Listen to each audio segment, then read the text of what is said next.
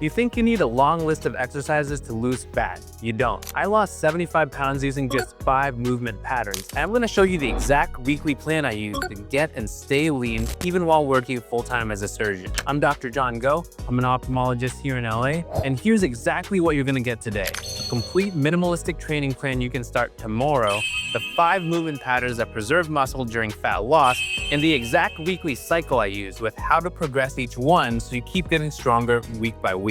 This isn't theory. This is the system that took me from 240 to 165 pounds, which I maintain all year round without living in the gym. But real quick, this is educational content, not medical advice. Talk to your own doctor before making any changes. First, we have to understand that fat loss comes down to one thing: a calorie deficit.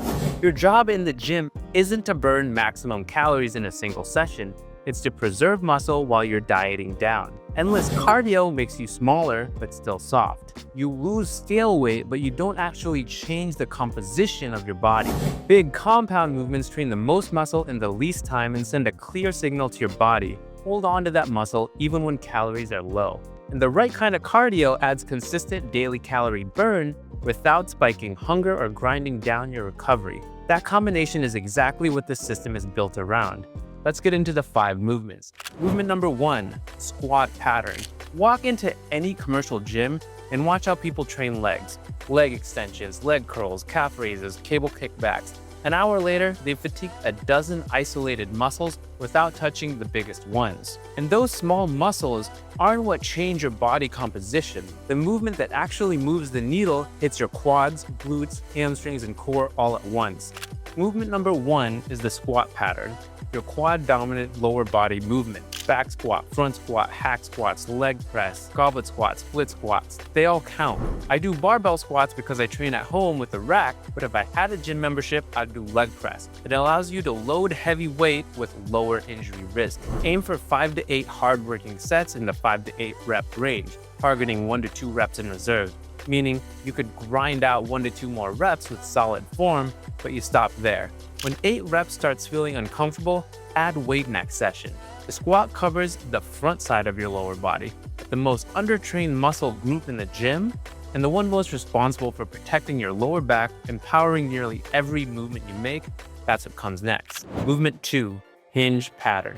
There's a pattern I see constantly with people who deal with chronic lower back pain. They've been squatting, pressing, pulling, but they've skipped hinge work entirely. Posterior chain, your glutes, hamstrings, lower back, is the engine of your body. When it's underdeveloped, everything else compensates. Knees go first, then lower back. Then people spend more time in physical therapy than in the gym.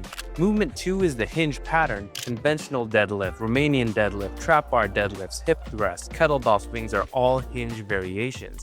I rotate between RDLs and trap bar deadlifts. The RDL is where I'd start for most people because it teaches you to feel the hamstring load before you really go heavy. Learn the sensation first, then add weight. Same approach here, 5 to 8 hard sets, 1 to 2 reps in reserve using a weight that lands you at around 8 reps. Your entire lower body is covered with 2 movements. The upper body is a different story, and most people don't have a problem doing too little.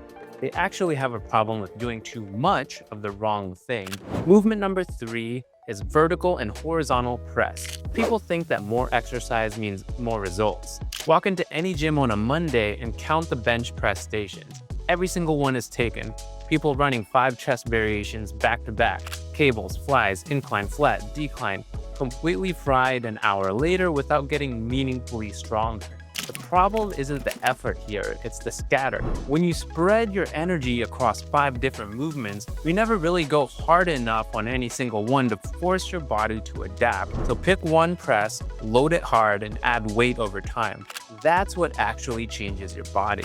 Movement number 3 is the press pattern. Option A is the horizontal press, like bench press, dumbbell press, push-ups. Option B is the vertical press, overhead press, or landmine press. My personal setup is flat bench and incline dumbbell press. My shoulders don't agree with full vertical pressing, so I work around it.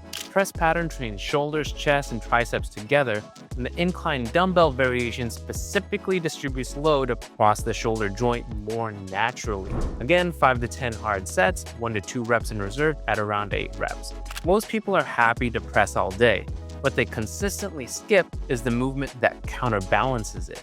And 6 months of skipping this doesn't just show up in your posture, it shows up as pain, and pain has a way of showing up at the worst possible time. Movement number 4, vertical and horizontal pull.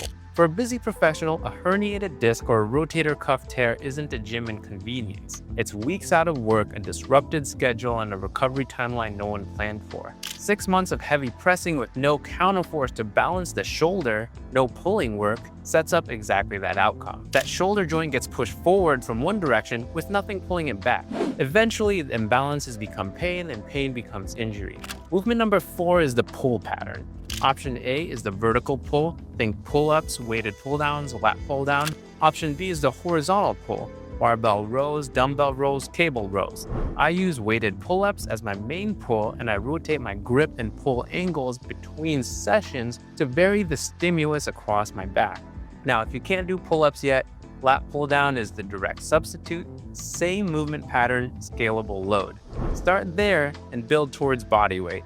5 to 10 hard sets, 1 rep in reserve, same progression rule as other movements. You now have 4 movements covering every major muscle group in your body. The 5th is different. It's not a lift, but it might be the piece that holds the whole system together day by day.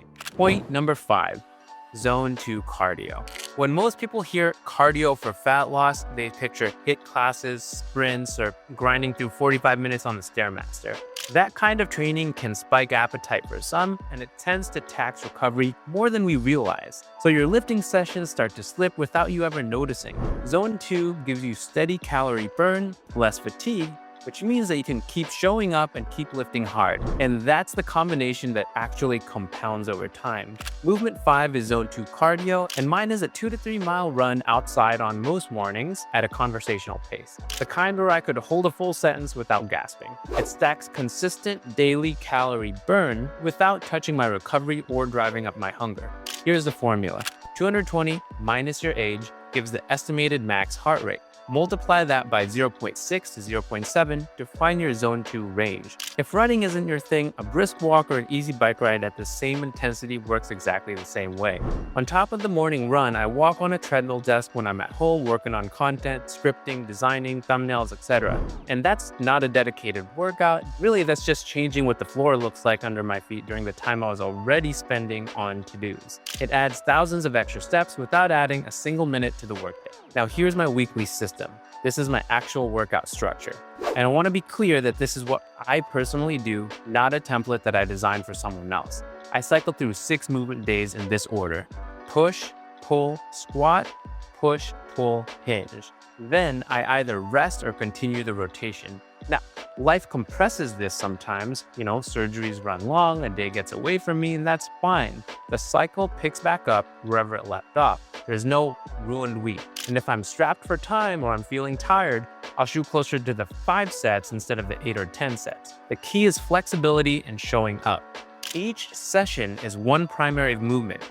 I don't superset multiple things or run through a circuit.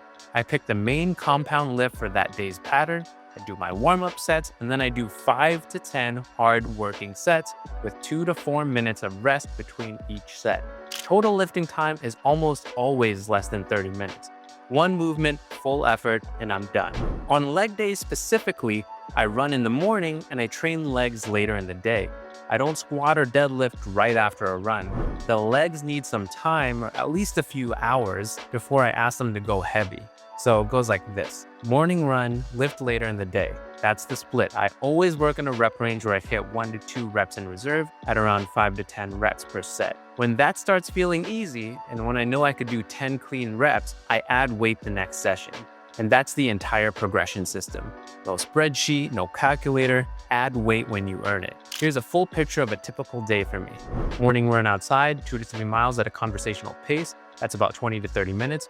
Then a 20 to 30 minute lift right after, or later it's leg day. One movement, 5 to 10 sets. Treadmill desk whenever I work on content for an hour or so before or after work, just to add some extra steps. And the whole active workout portion of the day is always under an hour.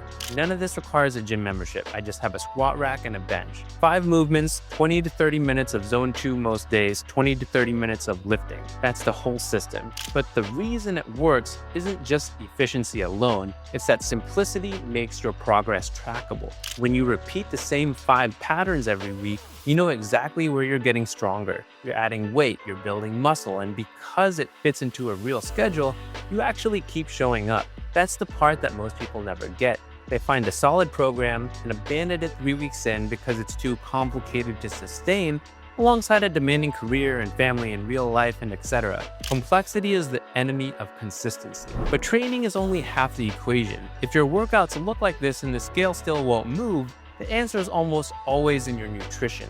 And I put together a video on the 4 most common reasons that happens, and at least one of them is probably affecting you right now. Watch that video here. Peace.